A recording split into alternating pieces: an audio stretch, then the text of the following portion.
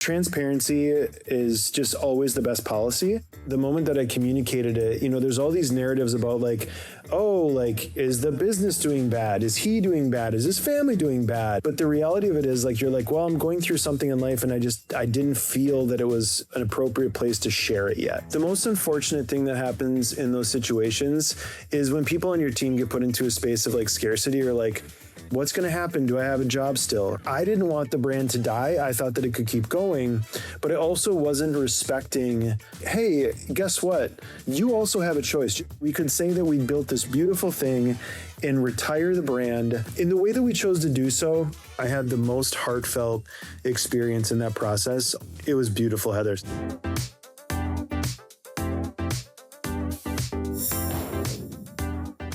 I'm really excited to be joined today by Christopher Hartle. He's with the Refine Network and was also leader of an incredible business for years called Antigen 11. Mostly, I don't even really know how I found you to be on the podcast or how you agreed to it, but it seems like so far this is going to be a pretty cool deal. And I'm very grateful that you have agreed to join me to have a candid discussion about business, owning and running a business with someone that you were also partnered with in life, and then dissolving that partnership and the business partnership, and a lot of the interesting, sometimes messy and tangled things that come with that, and business ownership in general. It sounds like your career and life path has taken several winding turns from a background in business and education, going into doing hair, into owning a business, and now into what you do at Refine. Can you tell me a little bit about give me a brief timeline of how you came to be as you are today? Yeah, so age 9, I started working in the family businesses. It was a place providing value to people was something that I was just passionate very early in life. I remember I'd be walking around with a Business Week, Fortune magazine. I was always reading into the entrepreneurial things. So from 9 years old, I was always in something that involved either service or sales. At the age of, I would have been in 10th grade, I started to go to night school for computer programming. That was where something started to unlock, and it really pays back into what I do in Refine today. But as I walked through that journey, Heather, I want to say I had, by the time I went self-employed at 25, late 24, 25, I'd worked in 43 organizations. I've been fired by one of them. So when you were speaking to having, multiple jobs, I ran that, still ironically run that today. I want to know if when you got fired by, inquiring minds have to know, good job on the winning streak, but what one fired you and why? I love telling the story. So, and I'm going to say his first name. I'm not going to give the last name, but so a gentleman by the name of Glenn, ran a county market type of grocery store. I had all of the positions within the company. One day I was on my way into work and I knew that it was his birthday, and he was on his way out. It's 7 a.m. And I'm walking in, I'm like, good morning, and, happy birthday, Glenn. And he just looked at me and didn't respond and walked past. And I was like, man, that was kind of a shit move. Who doesn't want to be acknowledged on their birthday? But whatever. I didn't understand therapy or counseling at that time. So what I did, Heather, was, it was a Sunday. He was going to a Packer game. Green Bay Packers, if you're familiar with the ball sports stuff. And what I chose to do, though, was I got my friends together, and it was the time of year that everyone throws out their Christmas trees. So I threw out the day and night. I think we gathered something like 90 Christmas trees, and I barricaded him out of his own house. So he comes home, might have been intoxicated. He wasn't driving. I'm not going to paint him in that light. But he gets out of his vehicle, and I get to watch, me and my friends in my Jeep at the time, we watch him trying to get into his house, and it is just a disaster. So, loose lips sink ships. And when you take on a task like that with 6 people, someone is going to say something to the police. Say his name. One. I won't say their name because it got into a bit of a situation for them. To be said, though, this is my favorite part about this, though. So the general, the CEO in general of the whole organization, the whole co-op, he called me into his office on the following, maybe Wednesday. And he's like, off the record, I got to ask you, did you really do this? And I was like, absolutely. And I will say that as he fired me, he shook my hand. The guy, I mean, the guy was kind of an asshole. And what it taught me, though, I think at a young age was like, if you're going to lead people, be calculated, but like also be caring, right? Be empathetic and be connective. And, Glenn, I'll show you it again. That was so funny. And I've got to tell this story so many times. But truly, it kind of like you learn leadership sometimes through not maybe your best leader. What not to do. Okay, Glenn, thank you for that. Also, inquiring minds need to know, how did Glenn get into his house? How did he break through the barricade? The same way apparently that you eat an elephant, it's just one bite at a time. So I'm a vegetarian, and that's very offensive. So just kidding, I'm not. But for real, like you were also kind of an asshole. In all fairness, how old were you when you did this? Oh my gosh, 16, 17. Okay, maybe. It's fine. You were allowed. That's on par. That's on par for a 16-year-old or a 17-year-old. Yeah, I wasn't like in my 20s or 30s. You also didn't start the trees on fire. In all fairness, so like you wasn't. No. What was this? What was the the police involvement? Was this like vandalism or trespassing? Because I'm like, what do they have in the book for Christmas tree barricades? Yeah, Okay. Both vandalism. And there's like, it didn't get as serious too, but like blocking someone from like entering their own home is apparently a thing. It's kind of like a hostage situation, but the reverse. Literally the reverse. Like you can't go home. Which that one is a felony, I think, the hostage thing. Yeah. So you were in deep water. Your record was probably expunged because you were not an adult. You lost that job. Yep. And then the other ones you didn't get fired from. Okay, so continue on. Thank you for sharing the great Christmas tree barricade. You're such a great conversationalist. Okay, so 24. I'm finishing up with the pieces of paper that go on the wall. I have a mentor that reached out to me that been in the industry, very celebrated, huge artist. Had a school, had a salon.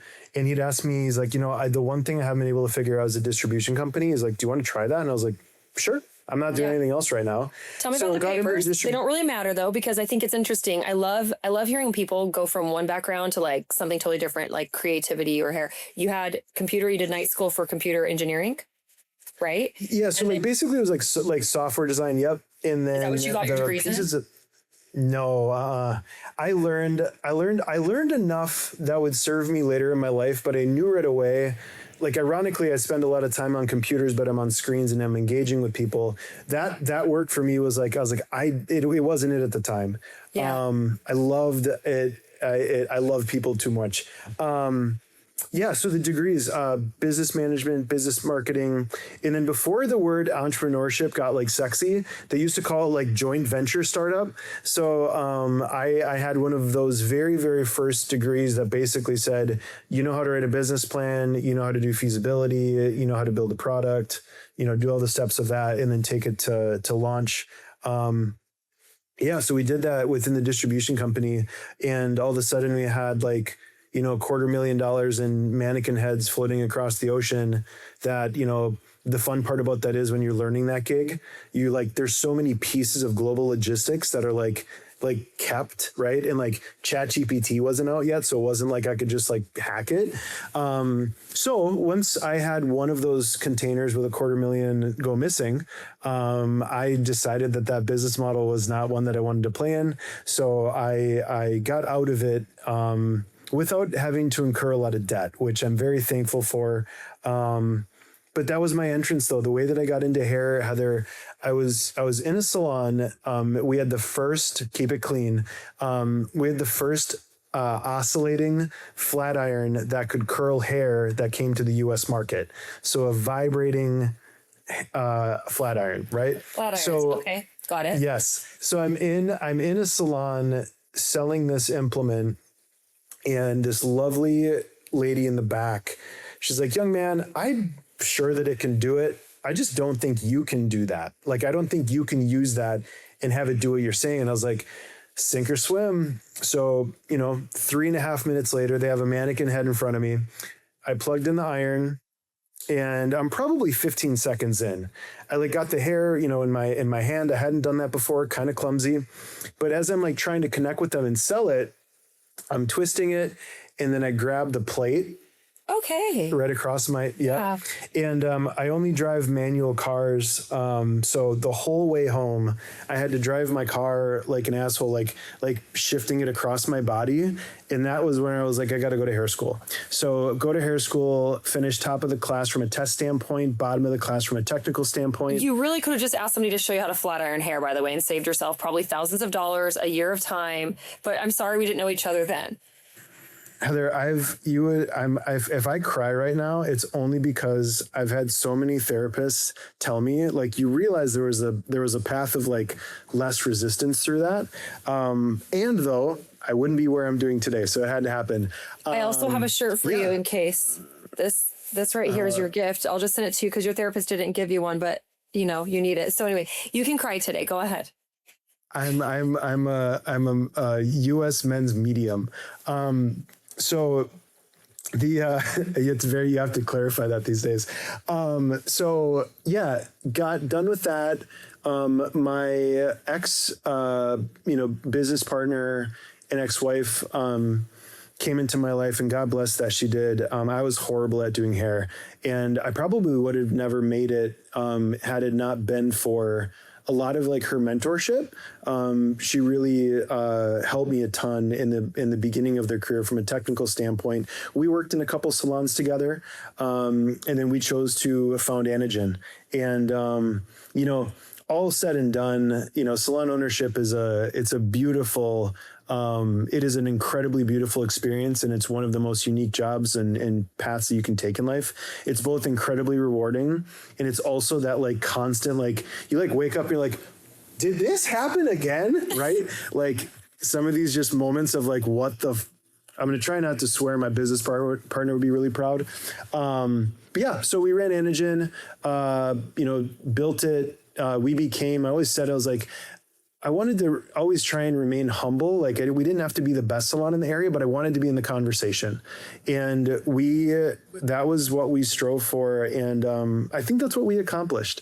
I had an incredible run and hit 7 figures, did all the things, got the accolades, got to do a lot of really, really unique things, meet a lot of incredible people.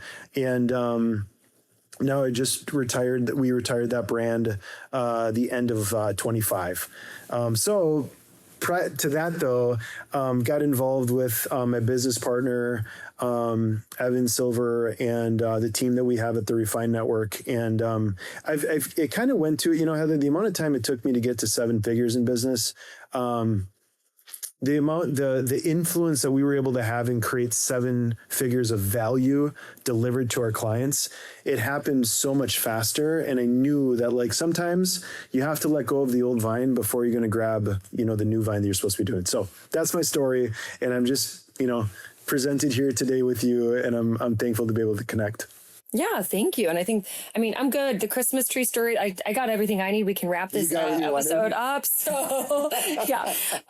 But since we have a little bit more time and you seem to be reasonable enough and generous enough, I'd love to hear a little bit about so it sounds like you had a great run at the Anagen. And you had a great run at being married. And then you decided that it was time to conclude both of those ventures. Did the decision to conclude Anagen come in conjunction with your marriage concluding, or were you already looking to wrap that up?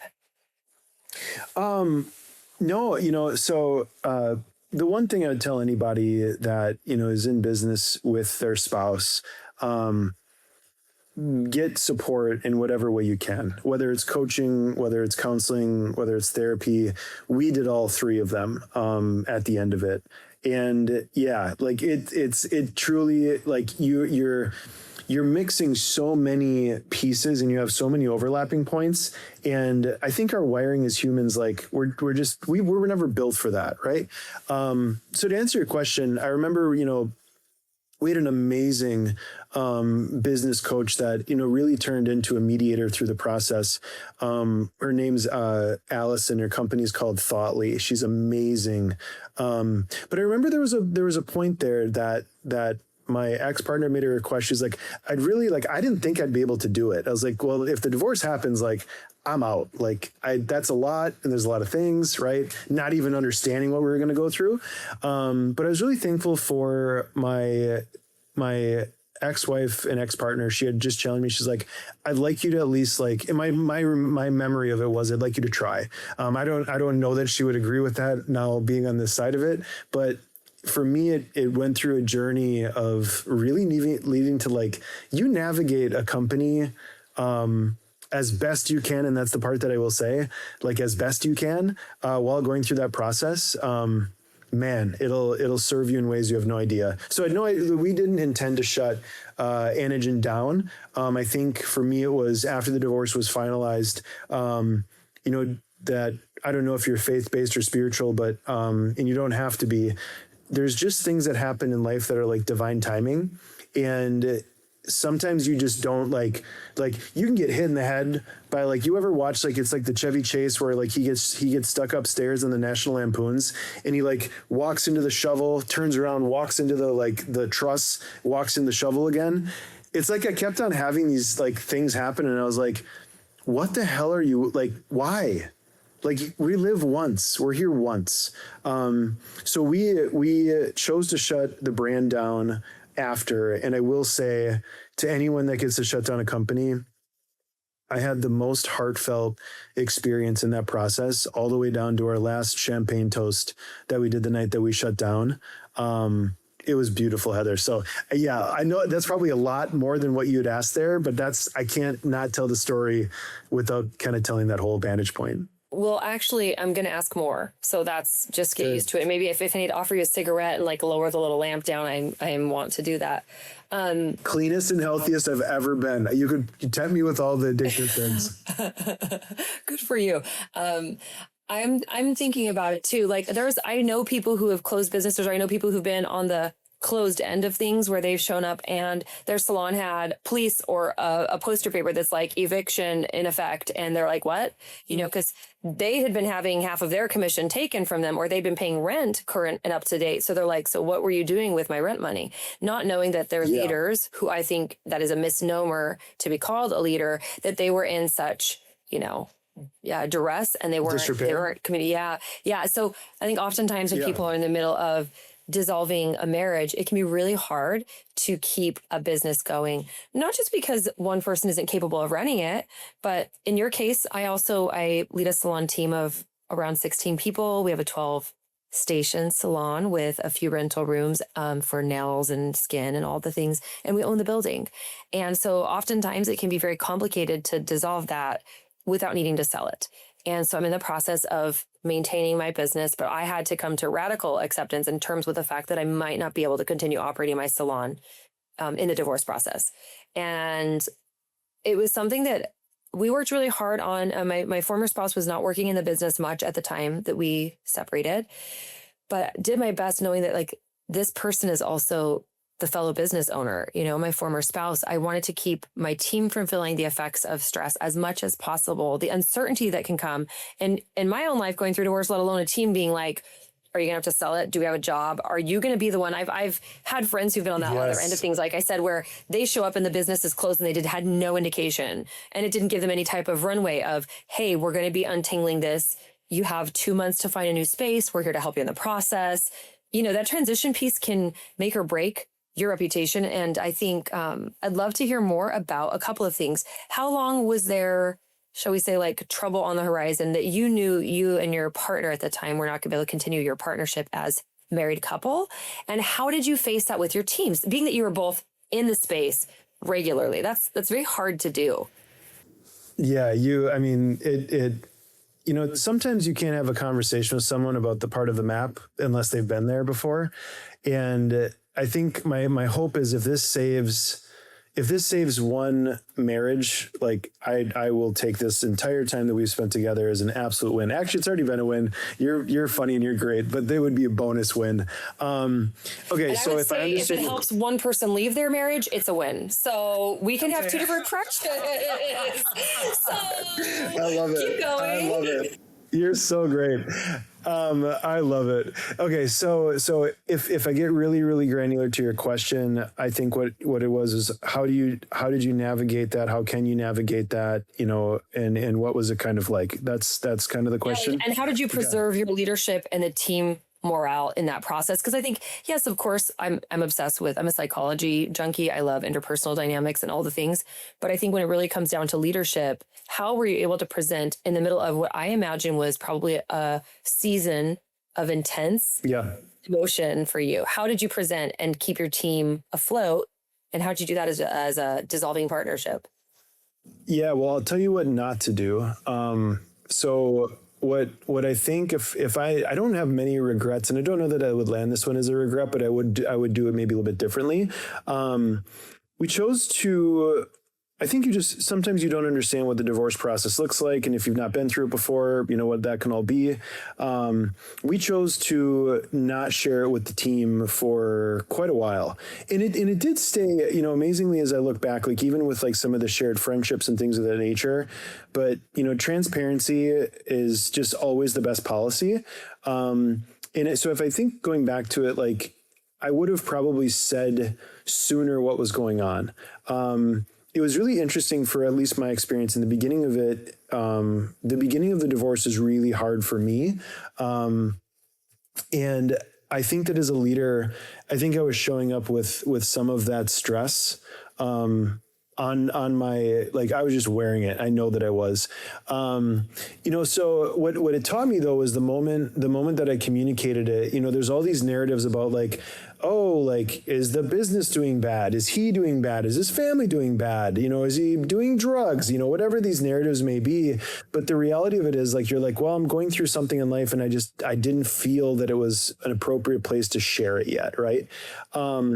But by not sharing that, all those narratives, you can be losing equity because a person doesn't like, naturally, if you give grace and you understand how that works, you can just give grace unconditionally.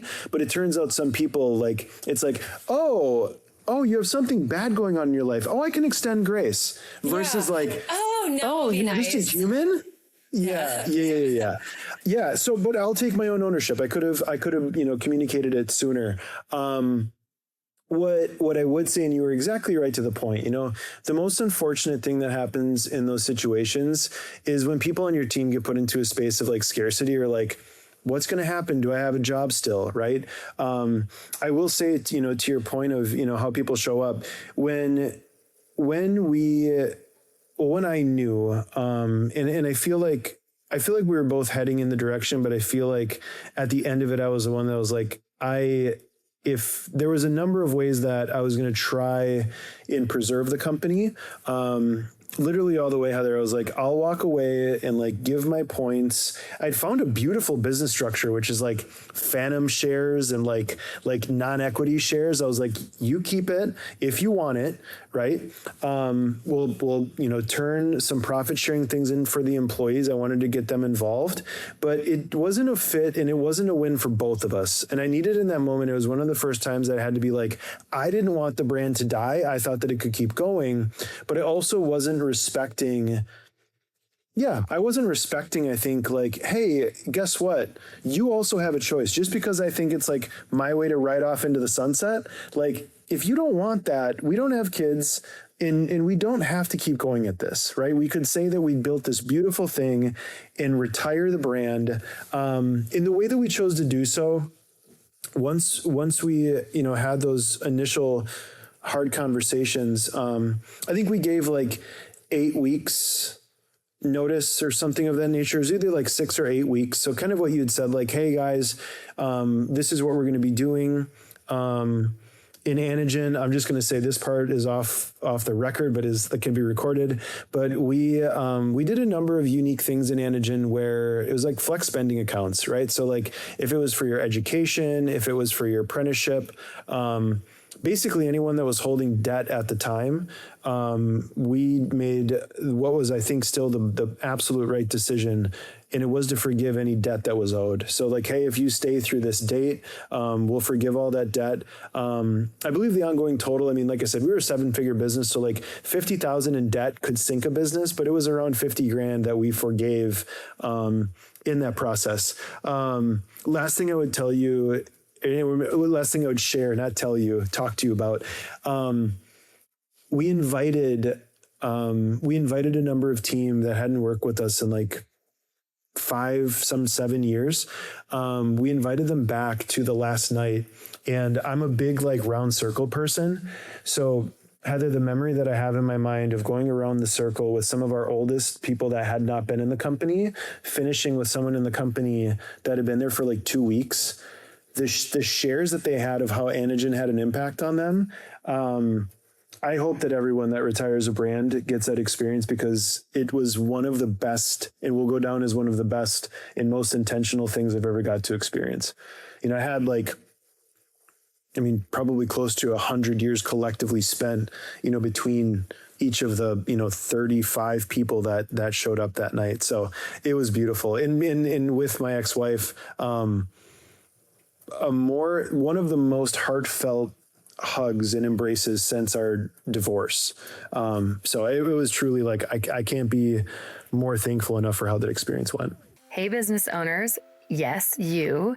I know you're juggling it all. Marketing, admin tasks, websites, podcasts, social media. The list never ends. That's where Spark comes in. We're a virtual assistant company built just for small business owners, because once you're able to delegate, we know you'll be able to dominate. Our clients are seeing up to 30% increase in social media engagement and sales, all by letting us handle the behind the scenes work. Not to mention an incredible boost in flexibility, profit, and time. So scan the QR code right now to schedule a free chat with my team. Let's make you efficient AF and help you focus on what you do best, growing and leading your business.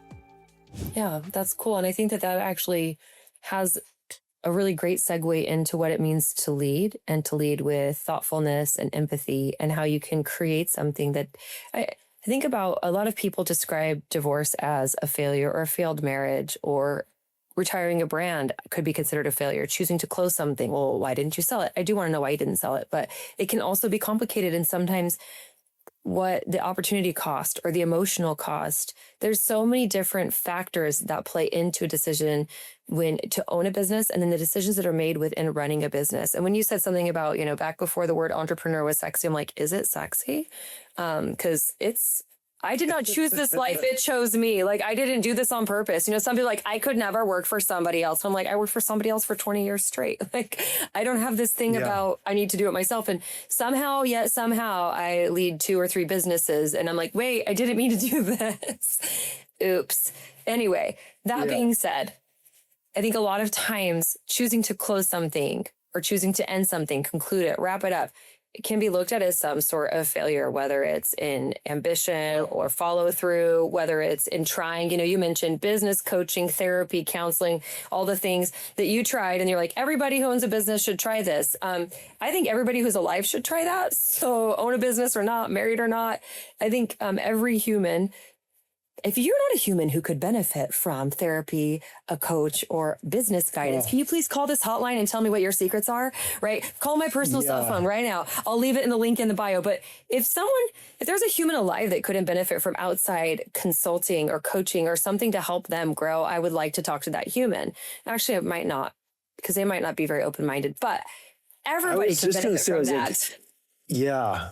But if there was truly a human who didn't need that, I'd want to take them in for examination. That's the person I want to talk to. Yeah. But I don't think that thing exists. And so I would say, let's just up the ante. Forget if you're in business, forget if you're married, forget if you're about to be in a divorce process. It's really highly beneficial to take stock of something, to have an objective outsider.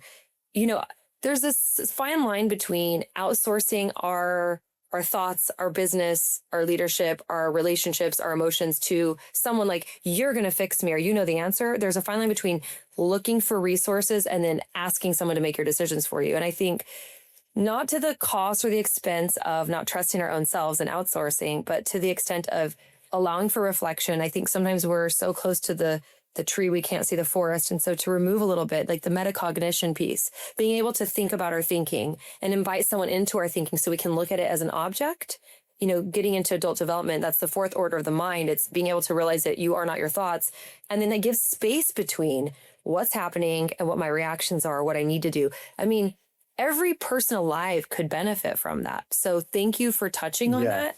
And the decision to conclude your business and your marriage, I think sound like they are both tremendous successes and that there have been incredible growing and learning opportunities. So thank you for sharing that, because I think it can be very controversial, messy, painful. It can be all the things at one time, especially because it was so recent. But thank you for sharing that, because whether or not someone listening has gone through that, which I know actually several of my other guests have gone through something similar. None of them have shared about it yet on the podcast or that I know of publicly.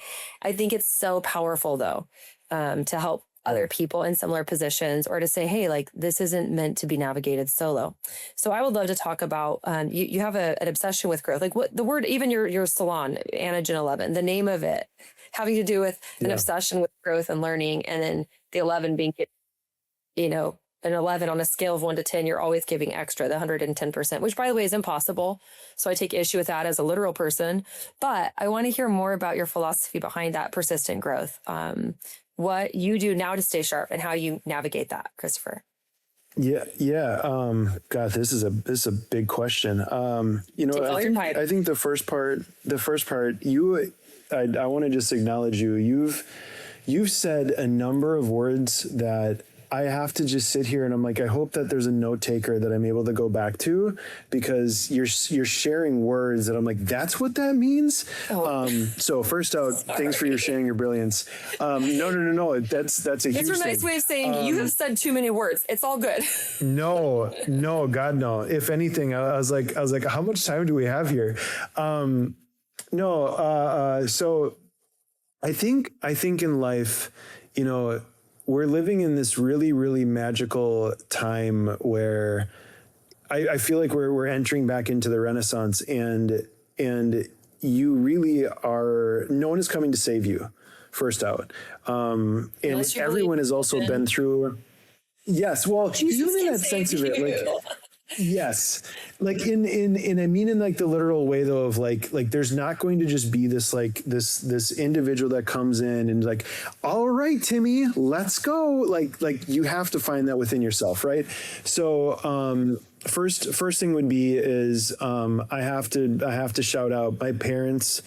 We grew up poor, but man, did they put an incredible amount of love and lesson, and truly to just do like whatever they could. They did their absolute best. So I first would have to say that it comes from the constant belief and support as a young human. So I was very grateful, even within the conditions, to have that.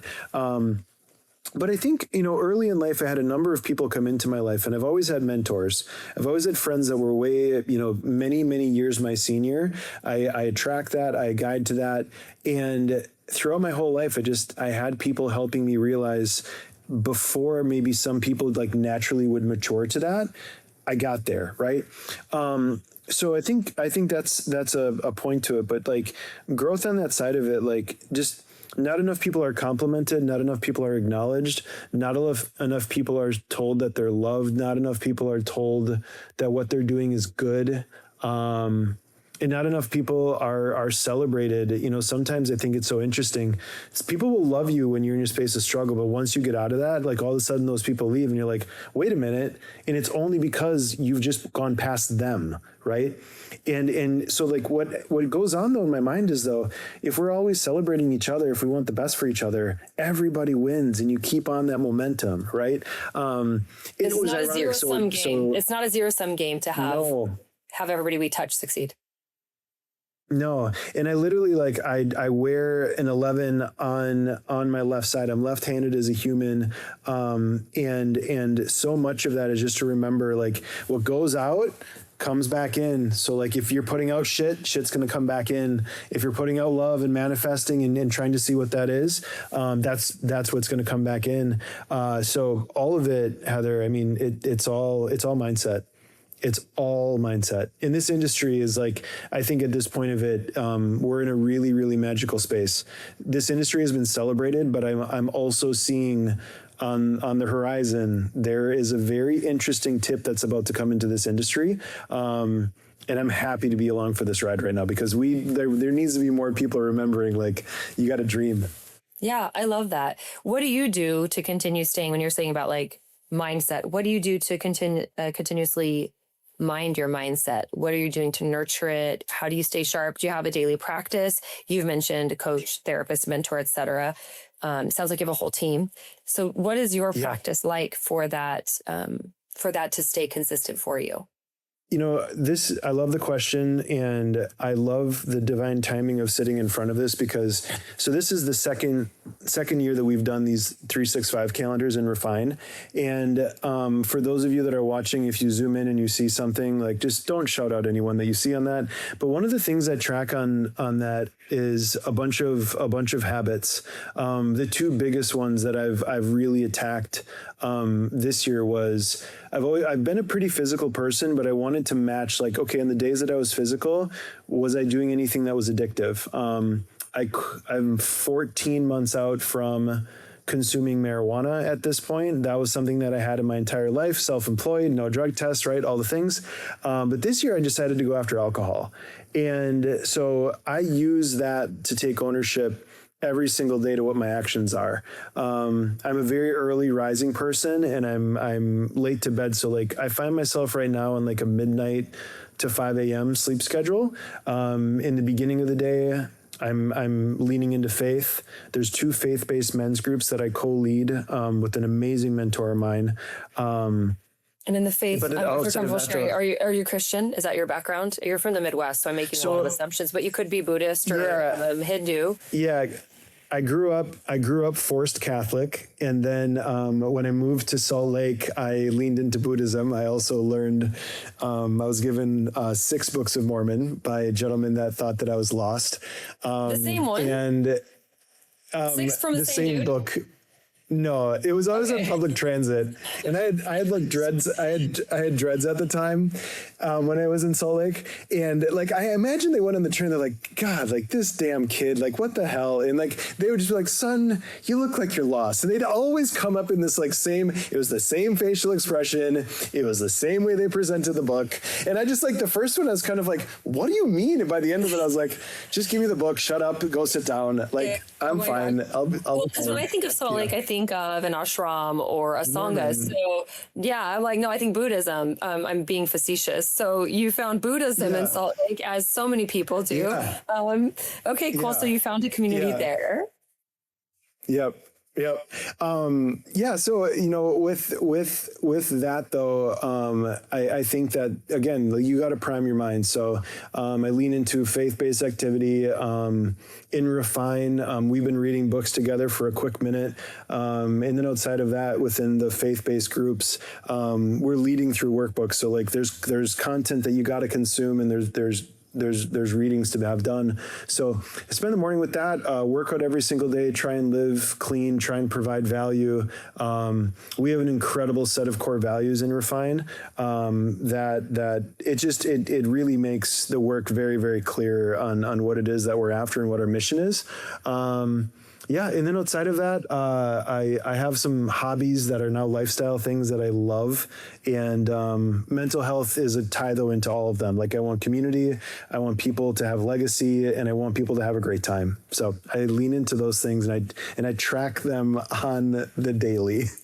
Do you know much about Ben Franklin and his virtues and how he aligned himself with improvement? Do you know much about his story? No. Okay. It just reminds me of him. So he had like a tracker. I think successful people, and before I paint something with a broad brush stroke, success can be defined in many different ways. So I don't like to think that success is just one thing, because I might have a lot of issue with some of Ben Franklin's lifestyle or practices. But I'm just saying, he was able to accomplish certain very extreme things. And I think in order to do that, most of those people have very specific habits, metrics, and tracking systems we're thinking about at one point, if you ever want to dive into that. But thank you for sharing that. I think that's really interesting. And this has nothing to do with my podcast outline, so I don't really care. I've basically taken it and thrown it out the window at this point, but thank you for letting me. I would love to know what effects you have seen since stepping away from substances, from choosing to live a life that is, we call it sobriety. You didn't use that word, so I want to use the language that feels appropriate to you. But choosing to eliminate substances and mind-altering substances in those ways, what have you seen in your life shift? That's really fascinating, and I want to hear just for my own curiosity's sake. Yeah. So the first thing that I would say is my understanding of anything that's in life, if you lean into it too much, it turns into a crutch, and then that crutch, your body gets misaligned, right? Your soul gets misaligned, your spirit can get misaligned, your path, your vision can get misaligned. For me, marijuana, when I chose to let it go, I think it had been something that I was thinking about, but what I really got into the process of the process of our divorce took a long time, because of the business and all the stuff. And I got to a day though that I was like, as I walked to the finality of this, I didn't want to continue to numb myself. I knew that's what marijuana had turned into for me. And definitely I'd gotten a strong grip. It wasn't to the point, it wasn't so much to the point of like I've known people that have had to go to rehab. I've known people that have like just gone down, gateway drug or whatever. But yeah, it brought the numbing out. It also made me, really aware of what I needed to learn how to feel again. I was using it to numb from specific emotions and specific things happening. So it was this really interesting process. In the beginning of it, you're coming out of the first probably 60 days.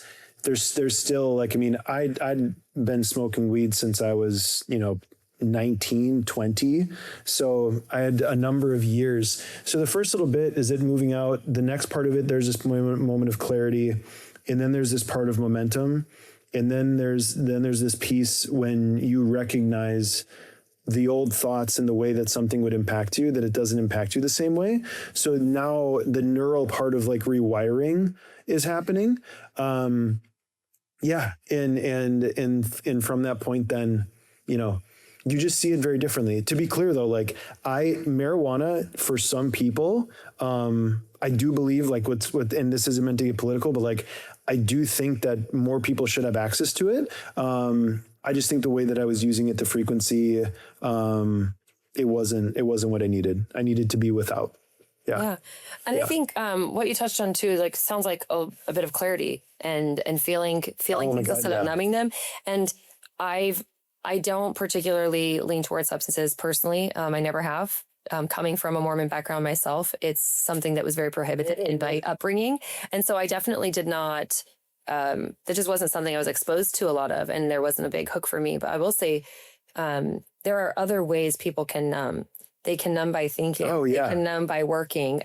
I love that there's a hierarchy. Like, good for you. You work so hard. And if we look to what really good for you, you've been running from your feelings through productivity is probably a better way to say that to me sometimes. Right. So I think that there's definitely ways that we can use all sorts of things to give ourselves space from pain or from feeling too much. And it's really powerful. And I think especially as a leader to learn how to feel things, to sit with them, be in the discomfort. And, Buddhism, actually, the philosophy is fascinating to me and I love and appreciate it. And I have a mindfulness practice daily myself. That being said, there's not a lot of prohibition. It's more about mindful consumption, understanding why I am leaning towards this thing and what is my intended purpose with using it. So I think that mindfulness piece would help us all in kind of everything we do in life. It would not matter what it is, whether it's working, whether it's taking a break, whether it's scrolling on social media or whatever it is that we might choose. So thank you for sharing that. Clarity is definitely underrated. And I think clarity of thought, and you've used the word alignment multiple times.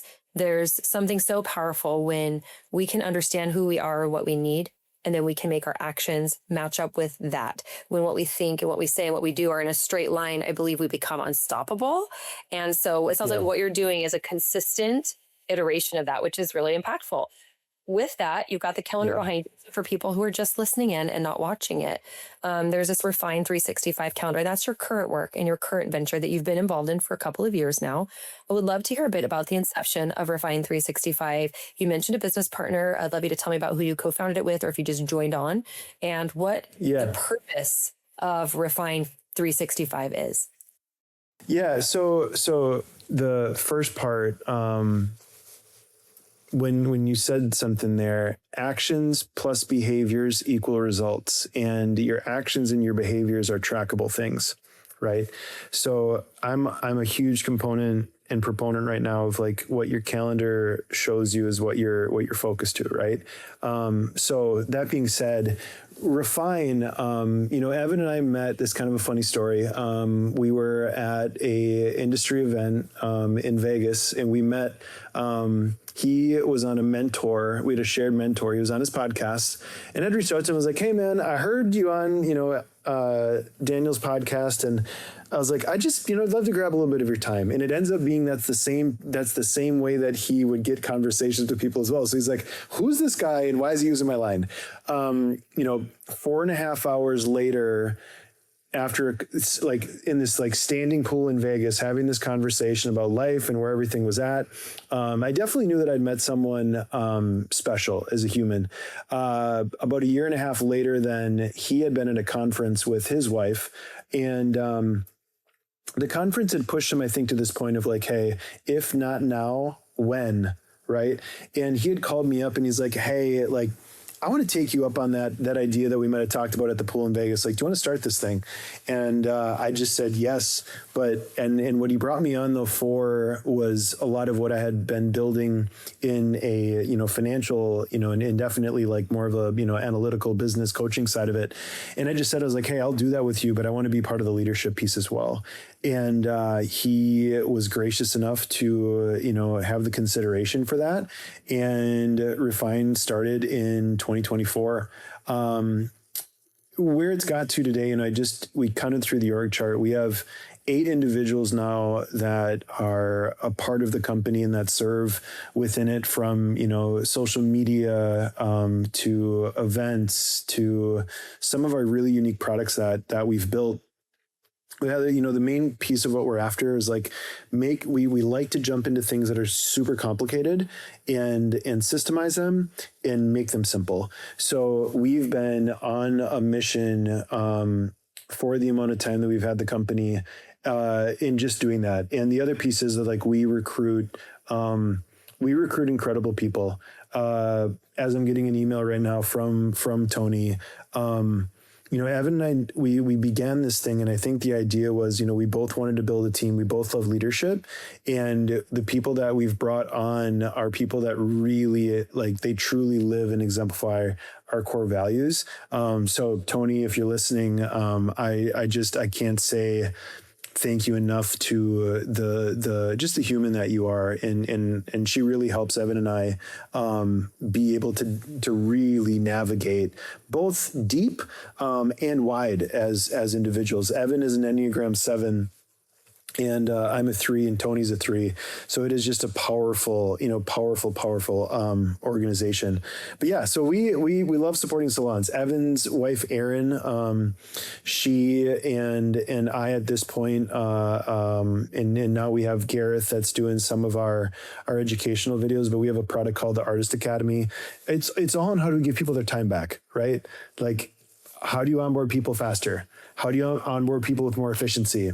How do you scale your revenue? How do you scale profitability? You said you were going to keep this podcast clean for all audiences and all ages, but right now you are definitely veering into salacious and very sensual territory with these words you're using: efficiency, time freedom. Yeah. That's what we're after though, right? Like, and Heather, you're so funny. So you have to tell me, you've used this word twice. Salacious? I wonder if did you say this word a lot? Gosh, I don't know. That's weird. I feel a little bit, maybe even embarrassed right now. No, teach me this word. What is it? How do you define it? Oh, okay. I like to Google so I can give people real definitions when they ask, but salacious would be something kind of like inappropriate, spicy. I think of salacious usually tending to be with sensual content though, but salacious is definitely somewhat inappropriate. Now let me Google it so I can tell you what salacious actually means. And thank you for asking, by the way. The smartest people ask questions. Oh, yeah. Right. All right. So I think it has to do with like sensual or sexual content. Okay. Salacious describes content such as stories, jokes, or details that treat sexual matters in an inappropriately detailed, indecent, or obscene way. And I'm going to tell you right now, as you just picked business and use those words, that was salacious, which was definitely a very inappropriate level of detail, because the leaders talking about. Yeah, literally, like every leader, every person that's owning a business wanting to get into it, they're like, what is that? Like, it's like a taboo type of space. I love it. Yeah, no. I love so it. I guess I did. I was like, I'm pretty sure salacious is like not only indecent, but indecent sensually. So I was being facetious, saying you can't talk like that on this podcast. It's for all ages, as you're saying efficiency and bigger margins. And these are my love languages. Yeah. Efficient AF is Spark's business tagline. So just so you know, like efficient AF is like, we have stickers we give out to people. You want a sticker? Adult size medium? Yes, I'm adult size medium. And then it might, don't maybe make comments to it, but I definitely am not going to be a regular size hat. It definitely will need to be a larger hat. Okay. Yeah. Okay. I definitely won't be. But I don't have any hats yet, but we have some that are in production. But I love this. So you guys help specifically salon owners. Do you work with anybody else in the creative industry space, or are you mostly focused on salon owners? Yeah, there's such an opportunity there. I mean, I had a call with someone that wants to take what we're doing into India. Now, what I know about this, the moment that we went international, I kind of said, I was like, we're onto something really special. And I'll tell you, divine timing of just the things that have happened in my life, the books that I'm reading, the individuals that I'm spending time with. There's a discipline of being very patient to get great at what you do. And so like, I've had so many people ask like, oh, are you going to take this out of the beauty industry? I can't predict the future, but I would say for right now, it's not even on the radar, because I think we have a lot of people to serve.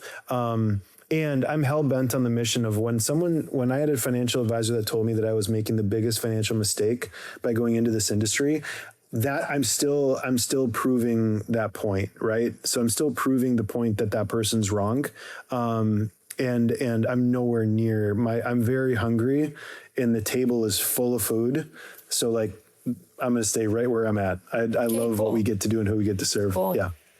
So your passion and your last 15 plus years of experience have been central to the beauty industry and the space. And even before that, with the distribution and all the things with the mannequins that got lost. And, I think that's pretty, it's nice mannequins. For the lost mannequins. Did we ever find them, by the way? No. Maybe they ran away with the Christmas trees. Not sure. But I think they're pretty great story about that island. Yeah. But that's a pretty full circle experience between working on the distribution side, having a background in business, and venture. Was it venture? Or joint venture startup? Joint venture. Yeah. I was like JV. I was like, I couldn't remember what it was. Not venture capital, but JV. And then looking into running a salon, leading a team, dissolving it peacefully, and being able to bring those people together, giving them exquisite leadership, and then like helping set them free into something else for your next iteration. Your passion has been really focused on not only the creative aspects, but this industry and helping people in it. And so I think for people to find more freedom and more efficiency and things like that, we're about the same mission. And I think it's cool to see how many people in our industry share that passion, and how much, not only as you mentioned, you're hungry, but how much others are hungering after similar impact, and also finding an audience who needs what they have. Can you tell us, you also have a podcast. Will you tell us a little bit about your show and where people can learn more about you, should they want to work with you, or if they want to just learn more about what you do at you're so kind. You're so kind. So Refine 365, that is, we do a weekly call that is subscription based. So that is a pay to play. Our whole goal with it, though, that's such a good mug. That's ridiculous. Wait, say it again. It's what? Ridiculous. It is ridiculous. And I love that it's like color coordinated to your shirt too. You crushed it. Do you have a stylist? My God, good for you. No, I don't. I need a stylist. Do you like how it's color coordinated with my sweatpants too? I love it. Well, I feel like the sweatpants go into the color story of what's behind you. I think it's perfect. The hat made it. Okay, so yeah, Refine 365, that's a weekly call that we do. That's for owners and their lead teams. With a subscription, you get 5 seats. So the intention in that is to serve you and serve your team. The podcast is the Refine Network. You can find it in all the major places. Apple, I would assume, I probably should have asked you this. Are you an Apple person, I assume? You should not make any assumptions. I am just a person, and technology and I coexist. We struggle, but I have an Apple device and I'm recording this on an Apple device. Oh, God bless you. If you're an Android person, this isn't meant to be personal or attack. I just don't know why you're choosing hard. But if you do choose to listen to the things there, we're on Spotify. We're on YouTube as well. This is the Refine Network. If you'd like to work with us, therefinenetwork.com. Just as it's spelled, there's no spaces. In our website, we like to be connective humans. So if you have a want to get a hold of us, we are on all the social spaces. If you're hungry, I think that's been one of the things. Like if you're hungry and you're the type of individual that understands that like we're better together, we're probably your company. It's called Refine though, and I want to be really clear to this. This isn't like a cookie cutter, like one size fits all approach. The most recent podcast that I filmed, the acknowledgement that I got from an owner that we had coached, she had said, the thing that I love the most about this was it got to stay my company. Y'all really helped to deploy your systems into my company, but I got to keep it like it stays me. So if you're one of those individuals, like we're likely a great fit for you. So I'd love to have a conversation. Outside of that, though, we are better together no matter what your thought process is. And if you are on the other side of it, you either have an ego death, an ego journey, or you likely would really, really prescribe to some counseling or therapy. Yeah, awesome. Well, thank you so much for joining me today, for your time. And we'll link everything in the show notes per usual so people can find who they need to find. I think it's been really fun. Every time I share time with a guest, I learn something, and I certainly have learned many things today and have really enjoyed our time together. So for listening, I hope you've also enjoyed it, and thank you so much for being with us on Brazen and Bold today, Christopher. Thanks, Heather. It was a pleasure.